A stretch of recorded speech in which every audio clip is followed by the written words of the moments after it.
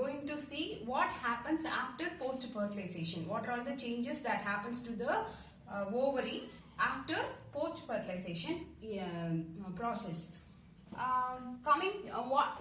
Every part of the ovary will have its own fate. See, the ovary, the complete ovary will becomes the fruit, and the ovule inside the ovary will becomes the seed, and the integuments for dicotyledons it is biteguments, and monocotyledons it is single tegment. It has that significance here. See, the integuments is going to become the seed coat. So for the dicote it is 2 seed coats. So only it is called as dicotyledons, because the ovary has biteguments, inner and outer integuments. It becomes 2 seed coats for dicots. Whereas in monocots it is unitegment, where only one integument is present. So it has only one seed coat. So the integuments becomes the seed coat. Then what happens inside the embryo sac? The antipodals that is present near the chalazial end will get degenerates, and also the synergids. One of the synergids already gets degenerated in the fertilization process to help the pollen tube to enter inside the embryo sac. So the other synergids also get degenerated after the fertilization process. So the synergids gets degenerated. So what happens to the zygote formed? This is the fertilized egg. This zygote will develop into the embryo, and the endosperm. The endosperm that is formed, which is called as the primary endonuclei, will change into primary endosperm cell. It undergoes cytoplasmic division and becomes primary endosperm cell, which is triploid in nature, and this primary endosperm cell will becomes the endosperm. Coming to the nucellus that is present, this nucellus will be completely absorbed. Normally this nucellus will be completely absorbed, but in some cases it will be persistent. It will not be absorbed even after the formation of the embryo. If the nucellus is present, then it is called as perispermic seed. For a perispermic seed, the examples are beetroot and black pepper. The next step in the post-fertilization changes is the endosperm formation. We all know that first endosperm is formed, then only the embryo is formed, because the endosperm is the reserved food material for the embryo. So it has to be formed first before the embryo is formed. This endosperm formation is required because it is a nutritive tissue and is the reserve food for embryo. And based on the division, cellular division, the endosperm can be of 3 types, that is pre-nuclear endosperm. In the pre-nuclear endosperm, the primary endosperm cell will undergo only karyokinesis. So only karyokinesis, this triploid nuclei will become many triploid nuclei. Only the nuclear division is taking place. So multiple nuclei is formed and there is no formation of cytoplasm, and this is called as pre-nuclear endosperm, and the example is coconut water. The coconut water present in the coconut is pre-nuclear endosperm. They contain only multiple nuclei, triploid nuclei. Whereas the second one is cellular endosperm.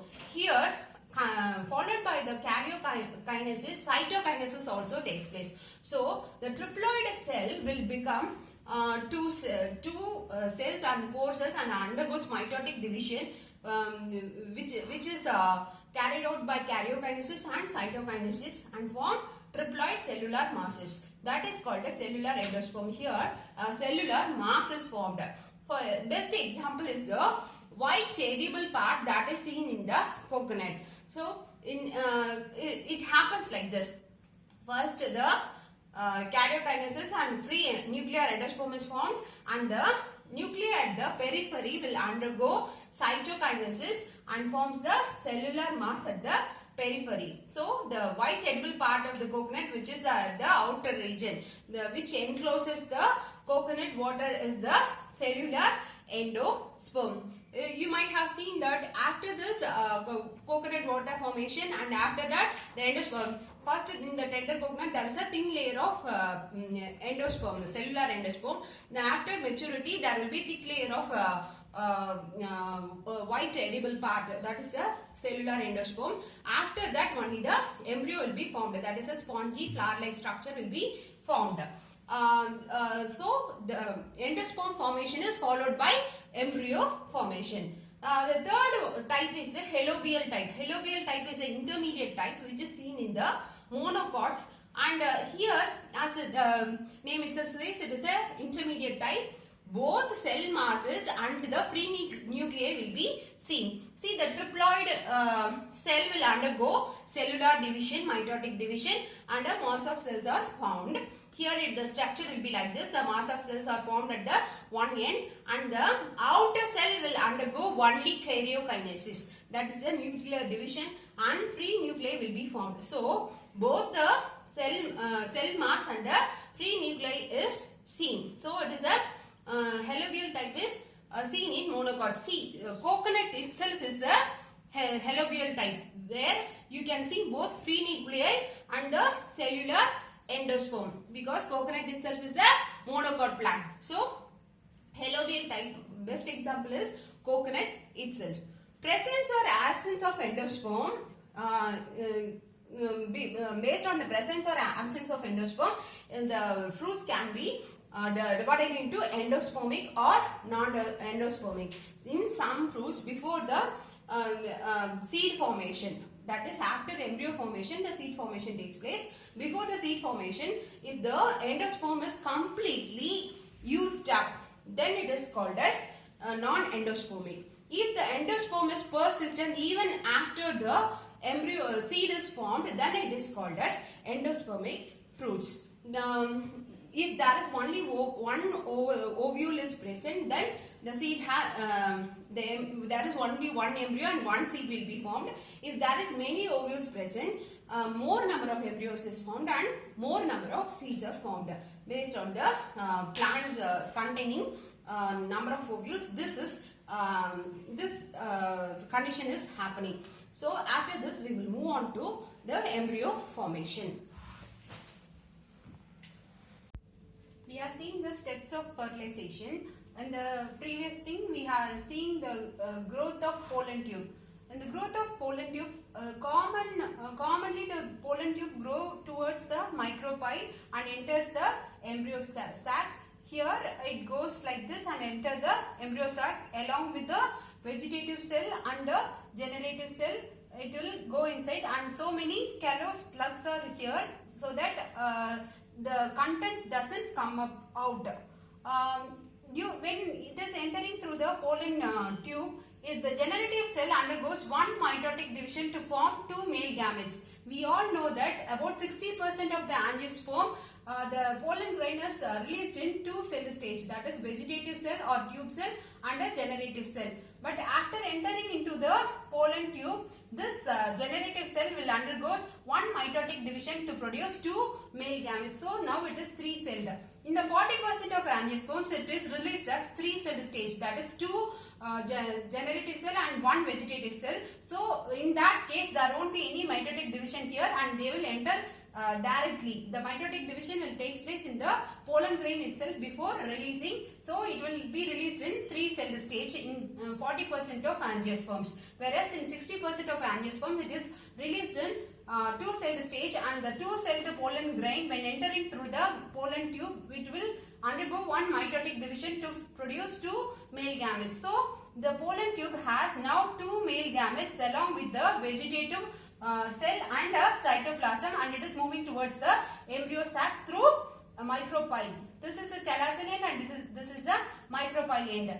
Coming to the structure of the embryo sac, there is three antipodals. It is a 8 nucleated 7 celled egg embryo sac, polygonum embryo sac, where there are towards the chalazion end there is 3 antipodal cells, and towards the micropyle end there is 2 synergid cell and 1 large egg is present, and in the center there is 2 polar nuclei. This is complete set is called as embryo sac, And here the synergis along with the egg is called as egg apparatus. And when the how the pollen tube enters into the embryo sac, that is the fifth stage. Next stage for growth of pollen tube is entry of pollen tube into the embryo sac. The synergids have a finger-like projections. That projection is called as filiform. Through this filiform only, this pollen tube is going to enter into the egg apparatus. See, the filiform, one of the synergids present near the egg will degenerate, and the pollen tube will enter through the filiform of this degenerating synergid. This filiform of the degenerating synergid will guide or help the pollen tube to enter into the embryo sac.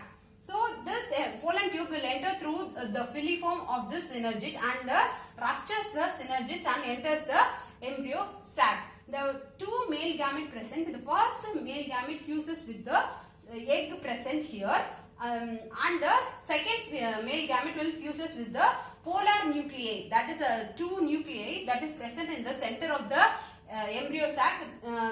The second male gamete goes and fuses with the polar nuclei. Here the egg is also haploid. The polar nuclei is also haploid. All the cells present in the embryo sac is haploid in nature, and the male gamete is also haploid in nature. So sixth step is fertilization, in which the first male gamete entering into through the pollen tube through this synergid fuses with the egg, which is haploid in nature. So the male gamete is also haploid in nature, the egg is also haploid in nature, and forms the zygote, which is diploid in nature, because n plus n gives 2n.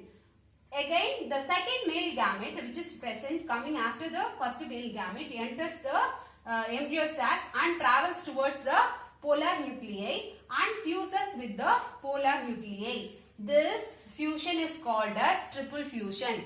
The fusion of the second male gamete with the polar nuclei is called as triple fusion. Why? Because the second male gamete is also haploid in nature. The two polar nuclei is also haploid in nature. So it is n plus n. So n plus 2n gives 3n. So there is 3 nuclei fusing here. So it is called as triple fusion. And this triple fusion forms a primary endosperm nuclei, which is called as PEN. Primary endosperm nuclei, which is triploid in nature, and this is called as endosperm. This primary endosperm nuclei develops into primary endosperm cell, which develops into endosperm, and a primary endosperm cell is called as PEC.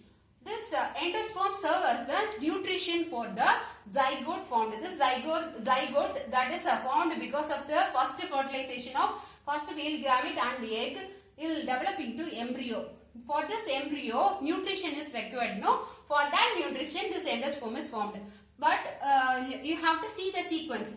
First, the zygote is formed. First, the male gamete fuses with the egg to form the zygote, which develops into embryo. Then only the second male gamete goes and fuses with the polar nuclei to form the primary endosperm nuclei, that is the endosperm. Because if there is no embryo, there is no nutrition needed. So only after the formation of zygote, the endosperm is formed.